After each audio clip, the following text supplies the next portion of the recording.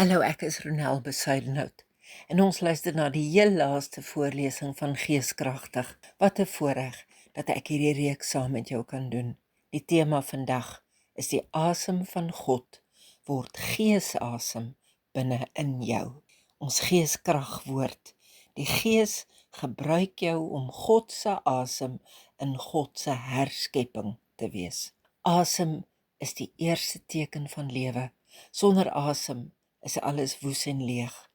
Maar asem bring beweging en energie. Die Gees is God se asem wat jou vul. En hy laat jou nie toe om dit net vir jouself te hou nie. Hy stuur jou om asem te wees vir ander. Dink aan Esegiel se visioen met droë beendere. Dit was eers toe die asem van God ingeblaas is, dat die bene kon beweeg. So werk die Gees in jou. Hy vul jou, maar hy stuur jou ook uit. Jy is nie net 'n ontvanger van asem nie. Jy is 'n draer van asem.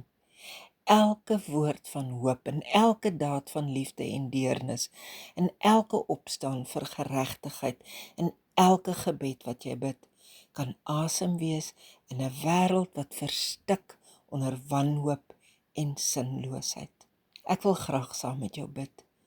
Heilige Gees, vul my met u asem en laat my 'n draer van u lewe wees vir ander. As jy meer tyd het, daar is etlike teksgedeeltes waarmee ek hierdie reeks se selfstudie wil afsluit. En dan is daar ook 'n baie langer paragraaf wat verder vertel dat die godsverhaal nie eindig met doodsheid nie, maar dat die asem van God oor die wêreld rus. Hoe kan jy vandag 'n asem van God wees wat hoop en lewe in ander inblaas?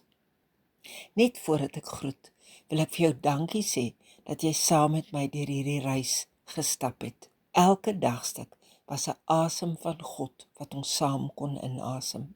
Mag die Gees jou vul met sy skepingskrag.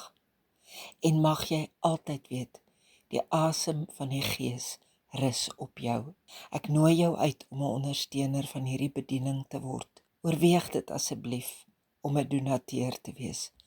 Al die inligting van my bankbesonderhede is in die teksgedeelte. Mag jy mooi bly. Tot môre, wanneer ons met 'n splinternuwe reeks begin, lig in die wêreld. Tot dan.